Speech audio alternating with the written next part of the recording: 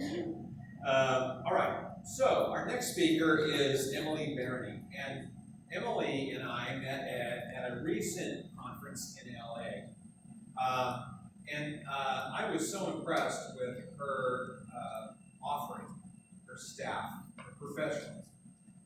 We actually created a special spot for her, which will be in our event annually. And it's called a launch pad.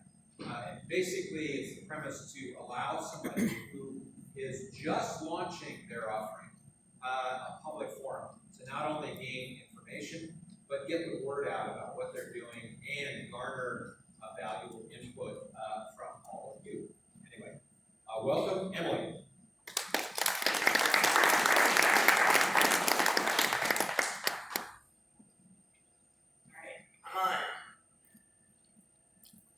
My name is Emily, and this is kind of my motto. I'm a social entrepreneur, and I build businesses that make the world a better place. And I'm going to share with you my very, very accidental journey into creating a tech company. So it's 2017, and I'm just skipping around Ventura County, and I'm living my life, and I'm running one of my companies. It's called Missionality. And we run the business operations of nonprofits. So we implement best practices to enable nonprofits to professionalize and grow. And things are really great.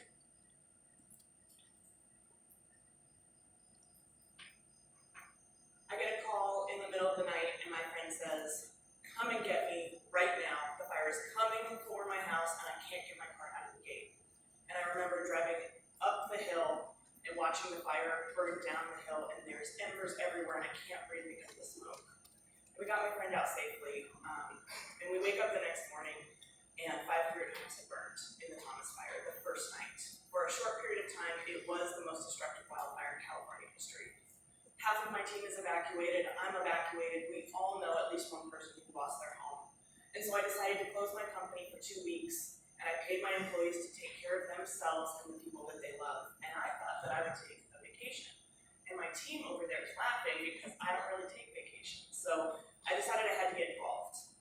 And I'm really horrified to admit to you, and I hope you don't kick me off the stage, I was one of those dreaded people who showed up with water that nobody needed and nobody asked for. And then I waited in this really long line of other people who did the same thing with the things that nobody needed. And then when I got to the front of the line with the water that nobody needed or asked for, I got turned away. And I got turned away because Ventura County is an incredible place. And we already had so many donations, we couldn't process all of them because everyone like me brought water that nobody wanted and nobody needed. Now, I do this for a living. We help nonprofits professionalize and grow, and I coach organizations on how to maximize and utilize volunteers. And the message that communicates when you get turned away is that nobody needs help. Now, that wasn't true. People needed help, they just didn't need that help. And so I knew that we had to do things differently. And so I built something. It was awful. It's a wide open Google sheet with tabs, and in 24 hours, we had hundreds of offers of help from our community. Free food, housing, animal support, volunteers, and supplies. And I realized that in a disaster, everybody wants to help, but nobody knows how. And so they make up ways to help. Oh my God!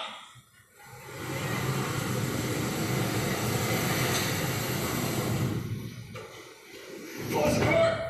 It was 1,000,000 miles an hour in slow motion, if that makes sense. I clicked into survival gear, survival mode. Wake that up! Every second, it's just roaring and banging against the house, and the most vicious, violent sounds you've ever heard.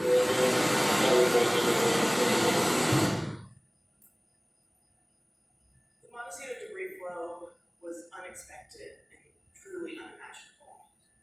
And it happened so quick after the Thomas fire.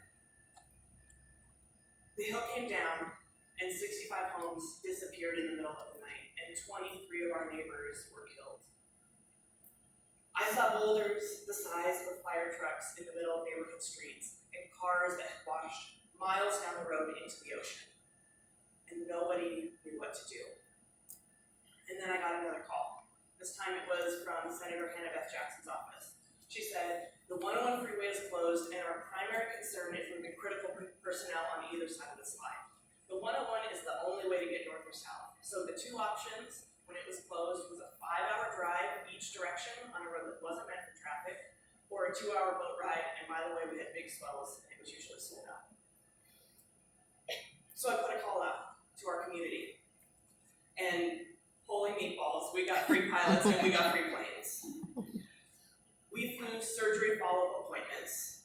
We flew blood from down south up here to replace critically low supplies. We flew a team of neonatal nurses who emailed me and said, our babies need us, you gotta get us up there. We flew a heart surgeon named John who was driving that 5 hours each direction to do heart surgery. We flew Joanne who has breast cancer and she needed to get chemo 5 days a week, and the freeway was closed for 2 weeks. And we flew Ellie, who lives in Santa Barbara. She's an 8-year-old girl with brain cancer, and she could not miss her appointment with her cardiologist in Los Angeles. The monoseated airlift was 64 pilots. We flew 117 passengers. We flew as far north as Palo Alto, down to San Diego, and everywhere in between. And our pilots claimed missions by text within 2 minutes. And my second realization came. We solved the problem for Cottage Hospital. If they were going to solve it themselves, they would have had to charter a jet, and they couldn't do that.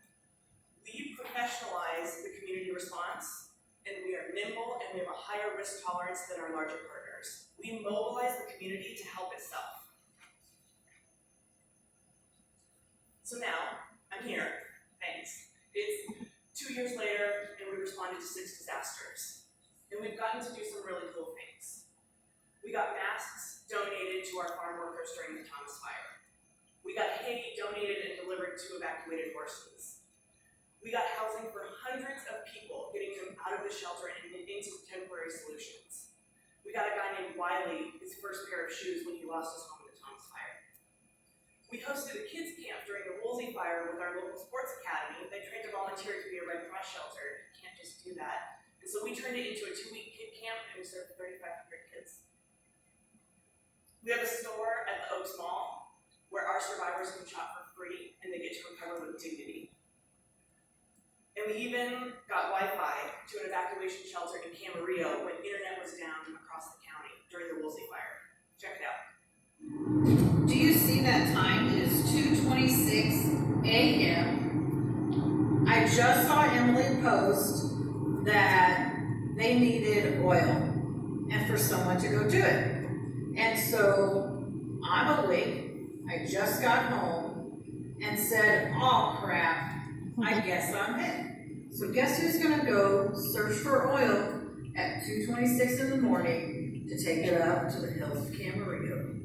That would be me. Why is Stephanie awake at 2:30 in the morning? Does anyone have an idea? She's an Uber driver. And she got done taking people in Ventura drunk home from the bars. And she saw my post. And she knew she was the only one awake to take oil to David over there. We had this point-to-point network, and she followed our pin, his pin, to this random hillside in Camarillo where we had a generator that wouldn't work. David puts the oil in the generator, it turns on, and we get Wi-Fi to this Red Cross shelter. And if we can get Stephanie to deliver David oil at 2:30 in the morning, and if we can create a volunteer airline, then we as a community can do anything. And that's my third realization. What we built locally needs to exist globally. We need to stop reinventing the wheel with every disaster. We need to harness the power of individuals, and we need to empower communities to help themselves because they can. They already have the resources they need. And so we are building it. 805 Help is becoming connected, where strangers become neighbors through disaster recovery. We're 4 things. We're a tech platform, we're a rapid deployment plan, which is our deployment to-do list. We are a team of paid, experienced professionals, and we are a set of partnerships with people like you in this room. We like to recognize who's already doing the job well. I don't want to reinvent the wheel. And then we just send people to you. So housing goes to Airbnb. Transportation goes to Uber. Dropbox wants to work with us on business resiliency. Verizon and Cisco, you know something about technology,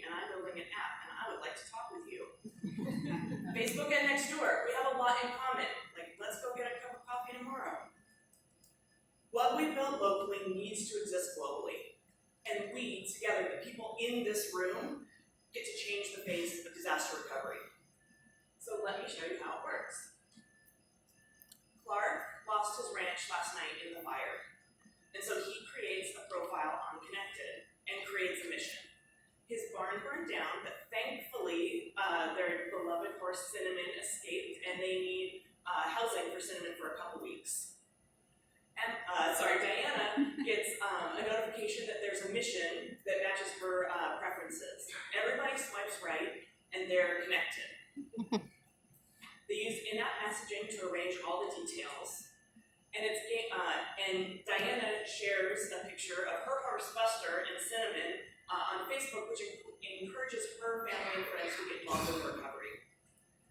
It's gamified, and this is Diana's 10th mission, and so she earns a gold star. Congratulations, Diana. The app also has translation services, moderation flagging, and automatic housekeeping.